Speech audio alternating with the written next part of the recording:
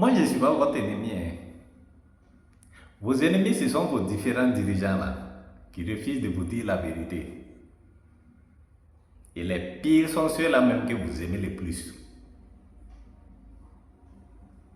Vous voyez, s'ils avaient réussi leur coup, ils allaient salir mon nom là de toutes les couleurs. Et le peuple allait applaudir en disant: oh, Dieu merci. Alléluia. RIP. Bande de moutons. Heureusement que je suis là. Je vais dire ce que j'ai fait pour l'armée. Vous allez voir si ce que l'armée est en train de me faire est juste. Et Dieu sera jugé entre nous. J'ai donné 17 ans et demi de ma vie à l'armée, dont 9 ans au front.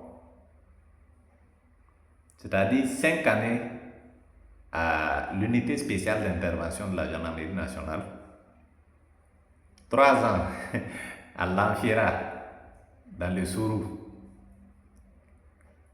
et 1 an à l'extérieur du pays. À l'unité spéciale, j'ai été élément, puis chef de groupe et instructeur, qui a rang de commandant de peloton. J'ai été 9e de rang des seuls 75 gendarmes commandos formés à Pau par le régiment de sécurité présidentielle pour le compte de l'UJN. Et aussi le 9e des 10 premiers chefs de groupe de cette unité d'élite. Tout comme je suis 9e dans le rang de la fratrie maternelle, tout comme je suis né le 9e mois de l'année. Donc je suis 9. Je suis alpha et je suis oméga. Pour ceux qui pensent toujours qu'ils peuvent me faire quelque chose là, continuez de rêver. Après l'unité spéciale, n'importe où j'ai mis pied, c'est moi qui me suis chargé volontairement de l'instruction de tous les gendarmes, de l'établissement de leurs différents plans de défense, afin de préserver leur nez pour continuer à assurer la protection des populations. À l'Anfiera, où nous avons subi 3 attaques d'envergure, j'étais le seul qui osait tenir le poste toutes les nuits, en position guerre alerte, durant les 3 années que j'ai passées là-bas. Personne ne m'a accompagné dans cette mission suicide-là. Bien au contraire, ils m'ont surnommé ironiquement le permanencier. Mais après mon départ, qu'est-ce qui s'est passé? Les terroristes ont choisi une nuit pour venir occuper le poste et les attendre. Quand ils sont venus matin là, ils ont ouvert le feu sur eux. Heureusement qu'il n'y a pas eu de victimes. Mais tous les gendarmes ont fui l'Anfiera. À Ndorola aussi, c'était pareil. Il y avait le détachement et il y avait la brigade. Non seulement je faisais le même travail que tout élément de la brigade, j'étais le seul qui manœuvrait les nuits avec le détachement dans les collines, dans la forêt. En plus de tout ça, j'étais le seul gendarme dans tout Ndorola qui sortait sur le terrain avec un groupe de VDP que j'ai moi-même sélectionné dans la centaine qui était à notre disposition pour l'exécution des missions spécifiques. Si je n'avais pas été présent lors de la dernière attaque de Ndorola, peut-être qu'à l'heure là, le village serait abandonné aux mains des djihadistes. Ça, les gendarmes même peuvent le confirmer. Ils voulaient décrocher parce qu'il n'y avait pas de renfort. Mais pendant que je les encourageais à rester, en promettant que le renfort allait venir, je mettais la pression sur les chefs d'état-major pour qu'ils renforcent le dispositif. Donc, en résumé, ça donne quoi? Avant les attaques, je suis l'instructeur et le concepteur des différents plans de défense. Pendant les attaques, je deviens l'homme de la situation. Celui que tout le monde regarde. Le leader, en quelque sorte. Après les attaques, je deviens non seulement le cerveau qui doit réévaluer et réadapter nos stratégies de défense, mais aussi le guide, le donneur de morale, le conseiller, le confident et même le psychologue. C'est lui qui écoute tout le monde et c'est lui que tout le monde écoute. En ce moment-là, ce n'est pas les épaules qui commandent. Mais dès qu'il y a une petite accalmie, on oublie les terreaux et c'est moi qui deviens l'ennemi de tout le monde. Et c'est là qu'on commence à se rappeler de mes défauts. Voyez-vous tous ces postes-là que j'ai eu à faire pendant des années. Ces postes qui dénotent d'une insécurité extrême. Ces postes où chaque jour tu dors avec un œil ouvert à cause de l'imminence des attaques. Et comment? J'ai fait ces postes-là dans une galère qui ne dit pas son nom. Je n'ai jamais déserté. Je n'ai jamais disjoncté. C'est à Koloko là. Un poste très juteux, relativement calme, où il n'y a même pas de travail. Où chacun a son jour de raquette pour se remplir les poches. Que moi je vais déserter 4 fois. On a l'habitude de dire qui veut tuer son chien l'accuse de rage. Mais pour paraître un peu juste devant un chien qui t'est toujours resté fidèle là, attends au moins le jour où il va fauter un peu, même si c'est en te regardant méchamment, pour l'accuser de rage. Je vais vous donner maintenant les raisons de tous ces complots visant à m'éliminer là. À Koloko, moi j'ai lavé mes mains de la corruption. Bien que je n'ai pas construit, je n'ai pas de véhicule, j'ai renoncé à percevoir l'argent des raquettes, soit environ 2 millions par mois.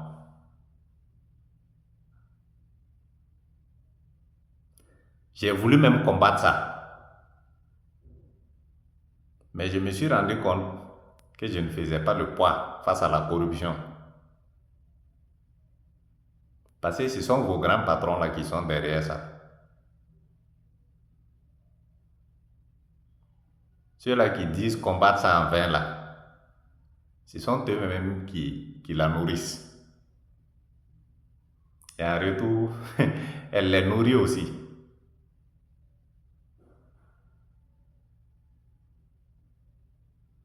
Tout ce que je pouvais faire, c'est que le jour de ma garde, je peux décider de ne pas racketter. C'est mon droit. C'est moi, je peux décider de ne pas rentrer avec un franc à la maison.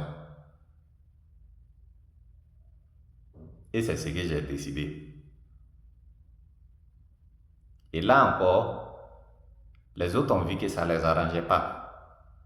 Parce que si moi je faisais comme ça là, les gens allaient se rendre compte que ce qu'ils font là, c'est pas normal. Donc ils m'ont supplié de laisser, ils vont monter ma garde comme pour le CB et pour son adjoint. Pour ne pas me faire des ennemis inutilement, j'ai accepté. Mais en ajoutant que Je ne veux pas que mon nom soit associé à ça. Et tout ce qu'ils vont colmater, je ne veux rien savoir de ça. Voilà le contrat qu'il y avait entre les éléments et moi. Mais je venais régulièrement au service pour consulter les tableaux et voir si rien ne me concernait, puisque je continuais à faire les autres servitudes. Mais je ne manquais pas d'évangéliser ceux avec qui j'avais plus d'affinité, en disant que si l'Éternel n'a pas bâti une maison, c'est en vain que vous la bâtirez. Donc ce n'est pas des mille des enfants, des paysans, des veuves là, qui vont faire de vous quelqu'un. Même ça, même aussi, j'ai arrêté. Voilà, parce que j'ai compris qu'on n'avait pas le même problème dans ce monde-là. La deuxième raison est que moi-même, je n'avais plus de l'admiration pour mes chefs, que du mépris.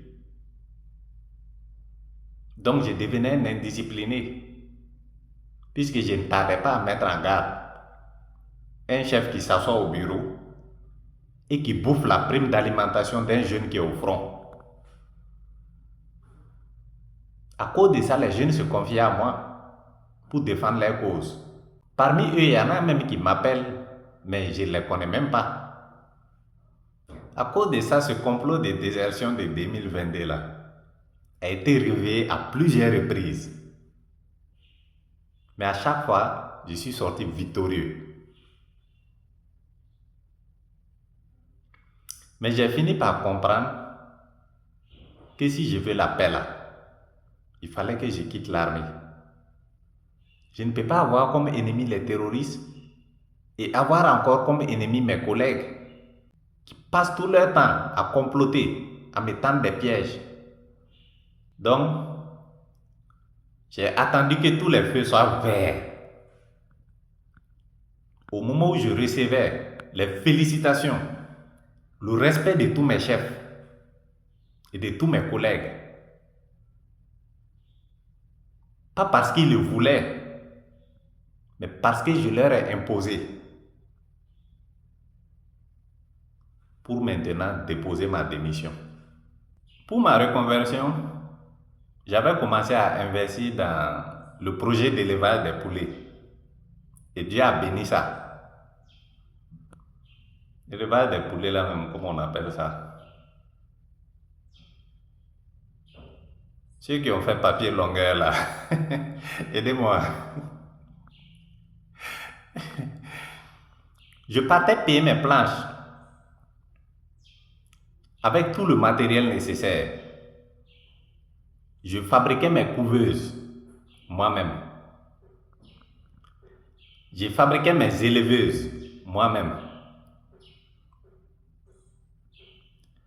Je composais les aliments des poulets moi-même. J'ai construit 2 poulaillers tout seul. Je faisais éclore mes poussins moi-même. Ça veut dire, dès qu'il n'y a rien à faire au service là, tout mon temps là, je consacre à ça seulement. J'étais une source d'inspiration et d'admiration pour tous les habitants de Koloko. J'ai même fabriqué des éleveuses pour des policiers. Même le détachement malien là venait payer mes poulets. Et j'étais électricien, menuisier, maçon, tout. Moi, je n'ai jamais demandé à quelqu'un de faire quelque chose pour moi. Si quelque chose est trop compliqué, je n'ai pas vérifié ça sur YouTube et puis moi-même, j'ai fait ça. J'ai fait tout ça, petit à petit, avec mon salaire, sans toucher un franc de tous ces millions qu'ils avaient colmatés pour moi. J'ai même dit que s'ils associaient mon nom à ça encore là, j'allais mettre fin aux raquettes. Mais dès que j'ai déposé ma démission, les complots ont repris. Pour eux, je suis une menace. Du moment où je refuse de prendre l'argent de corruption, et en plus, ils m'ont fait tellement d'injustice qu'ils se disent qu'une fois démissionné, je vais me retourner contre eux. Je vais chercher à me venger. Mais là, vous n'avez pas tort. Ça ne fait que commencer. J'ai été arrêté et menotté comme un voleur par mes propres collègues. Devant la population de Koloko. Devant même mon petit que j'ai ramené de l'école.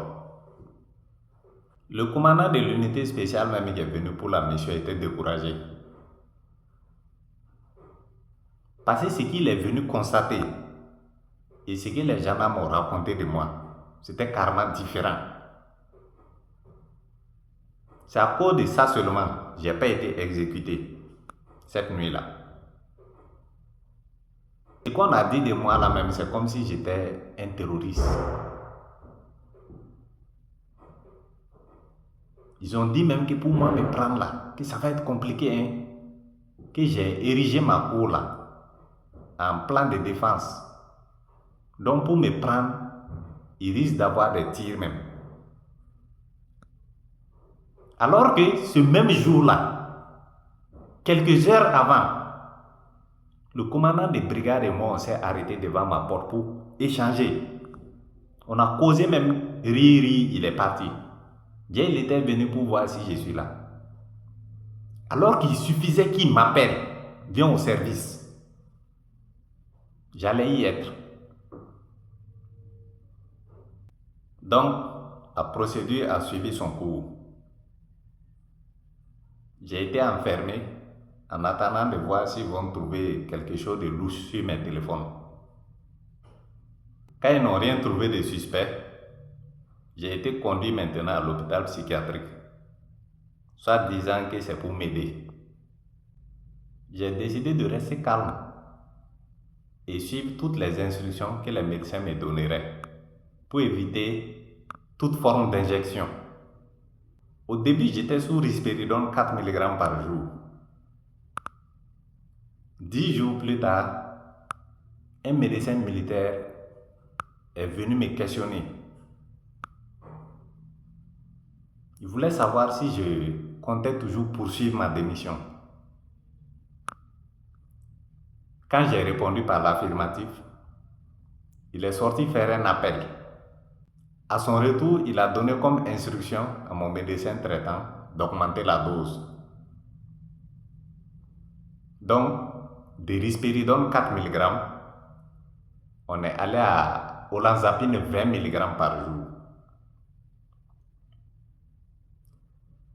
Quand j'ai demandé à mon médecin traitant si c'était normal ce qui s'est passé comme ça, il n'a pas pu me donner une réponse convaincante. Mais il m'a rassuré que cette dose-là ne saurait dépasser 72 heures. Mais ça a fait 1 mois. Ce que vous ignorez là, moi je n'ai même pas avalé un seul de vos comprimés pendant les 43 jours là. Que ce soit olanzapine, que ce soit risperidone. Parce que moi j'ai consulté sur le net, j'ai vu les effets secondaires là. Ça ne m'arrangeait pas. Ce sont des drogues qui font dormir et ça te rend raide comme un zombie. Ça peut même te faire manifester des signes de folie. Parce que ça te fait faire des gestes parasites. Tu peux être en train de marcher comme ça, tu sautes et tu te mets à rire. Et puis ça fait dormir beaucoup. Moi, je ne peux pas dormir au moment où les ennemis m'ont touché. Moi, mes ancêtres de lumière là me réveillent chaque fois vers les 3 heures comme ça pour prier, pour annuler les attaques. Et vous voulez que je dors dans ça? Olanzapine là même est pire. Ça peut provoquer même des arrêts cardiaques. Ou bien la mort subite. Même vos repas là, moi je ne touchais pas. Hein. C'est mon frère qui était à côté là, qui prenait ça. Quand il a commencé à avoir des douleurs atroces. Et là, moi j'ai dit d'arrêter de manger ça. Ça veut dire si c'était moi, avec olanzapine 20 mg ajouté là, c'était foutu. Le mercredi 14 mai, les médecins ont statué que je devrais être libéré. Et généralement, quand c'est comme ça, on invite le patient sous le hall pour en parler. Mais les gens m'avaient donné comme instruction de ne rien me dire. Et quand ils ont su que j'étais déjà au courant, c'est là qu'on m'a dit que un colonel devrait donner des instructions me concernant le lendemain 15 mai. C'est-à-dire la veille de la cessation de mon état de militaire. Même si c'est vous, vous allez attendre voir c'est quel genre d'instructions qu'on veut donner me concernant. Du moment où ma maison a été vidée, les gens m'ont ramassé tout ce qui est militaire, toutes mes tenues et autres matériels militaires que j'avais payés de ma propre poche, ainsi que tous mes diplômes. Après cela, ils ont appelé ma famille pour remettre tout le reste. Ça veut dire tout ce qui est civil là. Ils ont remis ça à ma famille et libéré la maison. Dieu faisant les choses, le 15 mai était férié et payé. Donc le mystérieux colonel n'a pas statué sur mon cas ce jour-là. Certainement, il n'a pas travaillé. Donc le 16 matin, j'ai pris la tangente. Ça veut dire malgré toutes les menaces qui pesaient sur moi là, j'ai tenu jusqu'au dernier jour avant de partir. Parce que je ne devais plus rien à l'armée et je n'avais plus d'instructions à recevoir de quelqu'un à partir du 16 mai. Comment quelqu'un qui est parti le jour où il a cessé d'être militaire, c'est-à-dire le 16 mai, vous allez le déclarer déserteur pour le priver de ses droits de 17 ans et demi de service. Malgré tout ça, je n'ai rien demandé. Je n'ai rien réclamé. Mais ils ont continué à persécuter ma famille. Même mon ami civil qui était venu rester à côté de moi là, ils l'ont interpellé pour lui dire qu'ils ont suspendu mon salaire. Donc probablement moi je dois avoir rejoint les terroristes. S'ils ne donnaient pas ma position, de toute façon ils vont me prendre. Quand ils vont me prendre là, lui aussi il aura des problèmes. Si vous-même militaire, vous racontez à un civil que vous avez suspendu le salaire de son ami, qui est votre collègue, que vous considérez comme malade. Si moi, civil aujourd'hui, je me retrouve sur les réseaux sociaux à casser les papos, où est la trahison? Vous êtes plus militaire que qui? Bon nombre d'entre vous là-bas finit toute sa carrière là, sans faire ce que moi j'ai fait pour l'armée. Même la première fois que moi j'ai publié des vidéos en tenue sur les réseaux sociaux là, c'était pour me protéger.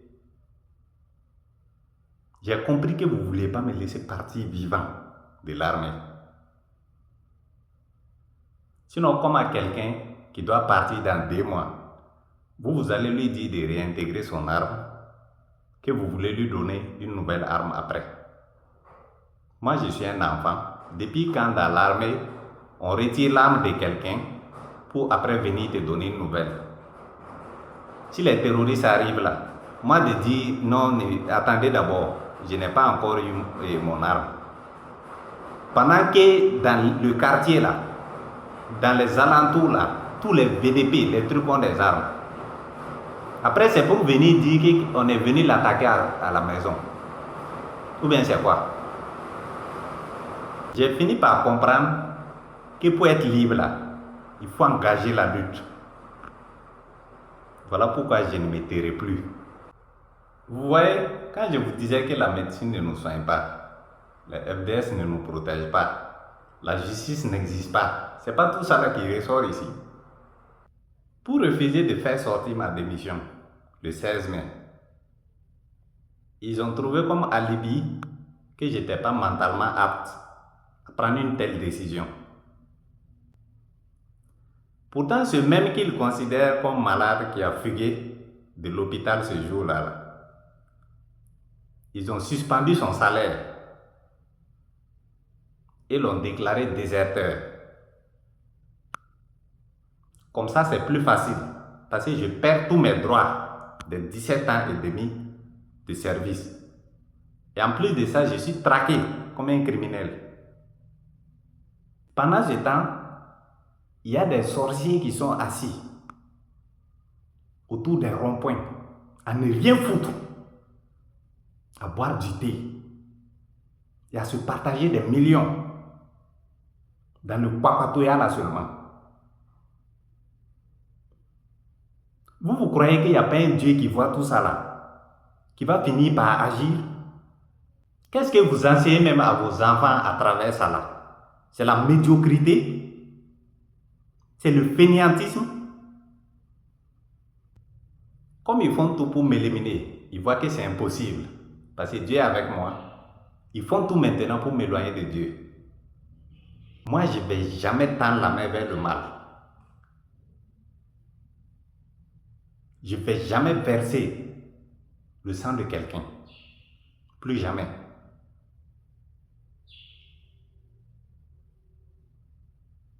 Pourquoi moi je vais refuser l'argent de corruption que votre idole là m'a donné sur un plateau d'argent et aller me joindre au terreau? Si moi j'ai démissionné pour faire le mal, vous allez pouvoir me faire quelque chose. Mais si j'ai démissionné pour consacrer ma vie à Dieu et à le servir, vous n'allez rien pouvoir me faire. Les Burkinabés m'ont rejeté, mais les nations viendront se prosterner devant moi, sous vos yeux. Et vous saurez que Dieu est vivant et que c'est lui qui abaisse les uns et élève les autres. Dites à la chaîne TikTokeuse là qu'elle vient de perdre tous ses abonnés en s'attaquant à moi. Sauf si je ne suis pas un oint de Dieu. Du moins, ceux qui ont de l'énergie à lui donner. Elle va rester avec les vampires énergétiques comme elle-même. Qui t'a donné l'autorisation de prendre ma vidéo, envoyer sur TikTok et dire des conneries sur moi? Tu m'as déjà vu là-bas? On se connaît? Tu vas servir d'exemple. Ce sont ces genres de femmes-là, il faut prendre enfermées jusqu'à ce que l'esprit de sorcellerie la quitte en elles. D'abord, tu déformes mes propos, tu salis mon image et tu ajoutes que j'ai fui pour aller en Côte d'Ivoire. Si vous ne vous méfiez pas de ces genres de femmes-là, elles vont créer la guerre entre les deux nations à travers la propagande. Quand tu me regardes là, moi je ressemble à un fuyard. Ceux qui disent que j'ai fui là, ils savent où je suis. Ils savent aussi que ce n'est pas tout le monde qu'on peut toucher. Donc toutes ces conneries qu'ils racontent là, c'est même propagande, c'est les mêmes mensonges. C'est pour m'amener à fuir et à aller commettre maintenant quelque chose qui serait une porte pour m'atteindre. Sinon, tant que moi je marche avec Dieu là, je vais fuir pour aller où? Moi, j'ai toujours dit, dans la vie, quand tu te retrouves à fuir là, à un moment donné, arrête-toi. Et cherche à voir avec quel esprit tu marches. Si c'est Dieu là, fléchis genoux, implore son pardon pour avoir douté de lui. Parce que craindre les hommes au détriment du Créateur là, c'est un péché. Mais si ce n'est pas Dieu, il faut te repentir. Il faut chercher Dieu. Moi, je suis là. On va voir qui va fuir le pays là.